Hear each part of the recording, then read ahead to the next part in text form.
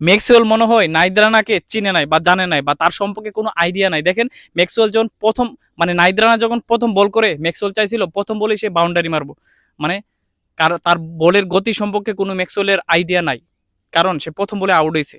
দেখেন কালকে নাহিদ রানা এরকম একটা পারফরমেন্স করছে, মানে এরকম একটা পারফরমেন্স করছে, গোটা পাকিস্তানের মধ্যে তার নিয়ে অনেক সমালোচনা করতেছে বা তাকে প্রশংসায় বাসাচ্ছে।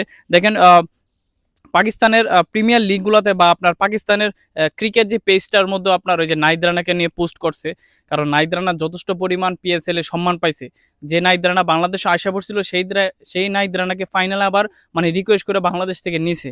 তবে এই জিনিসটা দেখার পরে অনেক ভালো লাগছে যে নাহিদ রানা আমাদের বাংলাদেশের গর্ব, যে ভালো একটা পারফরমেন্স করে আসছে পিএসএল এর মধ্যে। যেটা দেখার পরে আমরা বাঙালিরা অনেক প্রশংসা করছি বা অনেকটা ভালো লাগছে নাহিদ রানাকে এই পারফরমেন্স, ভালো একটা পারফরমেন্স দেখে। তুমি সামনে আরো এগিয়ে যাও সেই প্রত্যাশা করছি বা সেই দোয়া রইল।